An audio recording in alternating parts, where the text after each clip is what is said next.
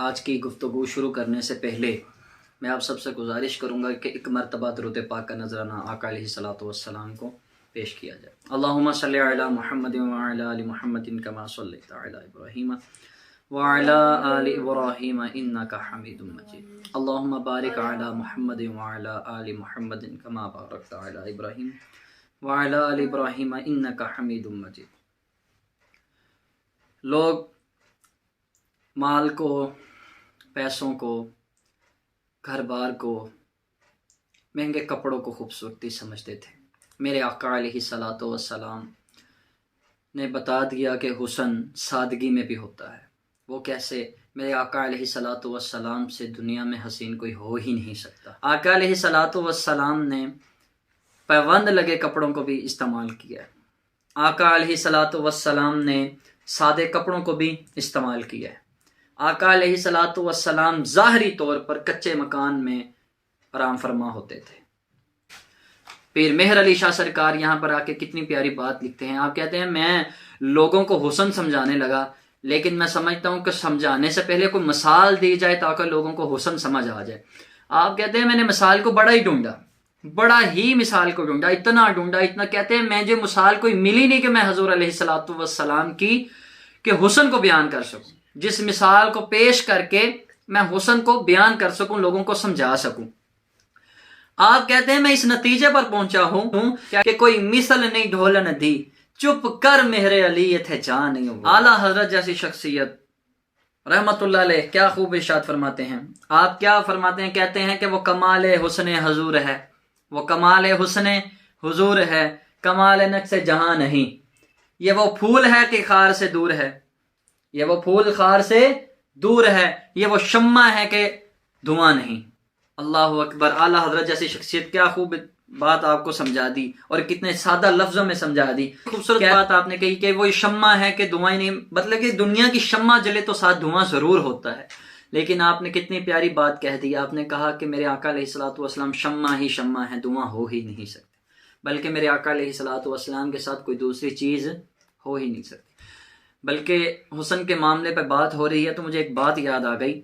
عائشہ صدیقہ رضی اللہ تعالی عنہ ایک دن قرآن پاک کی تلاوت کر رہی تھیں، اور تلاوت بھی سورۃ یوسف کی کر رہی تھیں، اور سورۃ یوسف کی تلاوت کرتے کرتے آپ سوچ میں پڑ گئیں۔ کہتے ہیں حسن یوسف اتنے خوبصورت تھے یوسف کے، مصر کی عورتوں نے اپنی انگلیاں کاٹ لیں۔ اتنے میں میرے آقا تشریف فرما ہوئے۔ اس دن میرے آقا نے اپنے گلے میں کالی چادر ڈالی ہوئی تھی۔ آقا علیہ الصلوۃ والسلام نے کہا کہ عائشہ بتاؤ میں کیسا لگ رہا ہوں؟ تو ہم عائشہ صدیقہ فرمانے لگیں کہ یا رسول اللہ کتنے خوبصورت ہیں آپ۔ فرمایا عائشہ پھر کیا سوچتی ہو کہ یوسف کے حسن کو دیکھ کر مصر کی عورتوں نے اپنی انگلیاں کاٹ لیں؟ فرمایا جی یا رسول اللہ۔ فرمایا سن لو، اگر میرے چہرے کا حقیقی جلوہ کوئی دیکھ لے تو اپنی انگلیاں نہیں کاٹے گا بلکہ اپنا جگر کاٹ کے باہر نکالے۔ علیہ الصلوۃ والسلام وہ شمع ہے کہ شمع ہی شمع ہے، دھواں ہو ہی نہیں سکتا، اور میرے آقا علیہ الصلوۃ والسلام نور ہی نور ہیں۔ میرے آقا علیہ الصلوۃ والسلام کے ساتھ کوئی اور چیز ہو ہی نہیں سکتی۔ اسی بات کو دیکھتے ہوئے مجھے ایک اور بات یاد آ گئی۔ آقا علیہ الصلوۃ والسلام کے ایک صحابی ہوئے ہیں ابو قصافہ، خالہ کے ہاں قیام پذیر تھے۔ ایک دن گزر رہے تھے تو رسول اللہ صلی اللہ علیہ وسلم کو انہوں نے دیکھ لیا، اور خوش قسمتی ان کی بھی کہ ان کو بھی رسول اللہ صلی اللہ علیہ وآلہ وسلم نے دیکھ لیا۔ یہ بکریاں چرایا کرتے تھے۔ اللہ اکبر! خوش قسمتی دیکھو جن کو حضور خود دیکھ لیں۔ وہ کہتے ہیں تیری پہلی نظر کی وار توبہ، دل اب تک دعائیں دے رہا ہے۔ یہ بکریاں چرایا کرتے تھے، بکریاں بھول گئیں۔ سارا دن رسول اللہ صلی اللہ علیہ وسلم کی مجلس میں بیٹھے رہنا۔ ان کی خالہ کو پتہ چل گیا۔ خالہ نے بڑی سختی سے منع کر دیا کہ آئندہ تم نے ادھر نہیں جانا۔ ایک دن گئے نہیں گئے، دوسرا دن ہوا نہیں گئے، تو اپنی اماں کو اور اپنی خالہ کو لے کر کہنے لگے، کہتے ہیں اماں جی اور خالہ جی میری ایک بات مان لیں، میں آپ کی بات میں مان لیتا ہوں، میں نہیں جاؤں گا ادھر۔ تو کہتے ہیں ٹھیک ہے بتاؤ تم کیا کہنا چاہتے ہو؟ کہتے ہیں آپ میرے ساتھ ایک دفعہ ان کے پاس چلیں تو صحیح، پھر آپ جیسا فیصلہ کریں گے ویسے ہی سے۔ تو خالہ اور اماں کے دل میں خیال آتا ہے چلیں ہو آتے ہیں، لیکن دوبارہ یہ تو نہیں کہے گا کہ ادھر جانا ہے۔ ہم اس کو زور بھی پھر دے لیں گے کہ دیکھو نا تمہارے کہنے پہ ہم ہو آئے ہیں، تمہارا اور ہمارا ارادہ ہوا تھا کہ ہم ہو آئے، میں دوبارہ نہیں جاؤں گا۔ تو ان کے دل میں یہ خیال تھا، ان کو کیا پتا جو رسول اللہ کو دیکھ لے وہ تو حضور کا ہی ہو جاتا ہے۔ اللہ اکبر! ابو قصافہ یہ ایک نوجوان لڑکے تھے، یہ اپنے ساتھ اپنی اماں کو اور خالہ کو لے کر رسول اللہ صلی اللہ علیہ وسلم کی محفل میں جا کر بیٹھے، اور کچھ دیر کے بعد واپس پلٹے گھر کو۔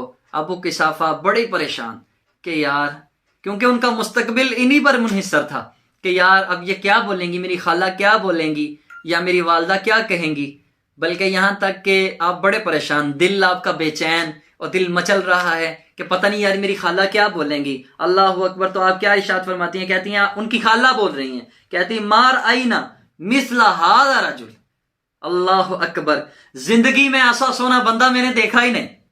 سبحان اللہ! کیا کہتی ہیں؟ زندگی میں نے ایسا سونا بندہ دیکھا ہی نہیں۔ اور دوسری بات کیا کہتے ہیں کہ احسن وجہن، احسن وجہن، اللہ اکبر! ابو قحافہ کتنا سونا چہرہ تھا۔ اور تیسری بات کیا فرماتی ہیں؟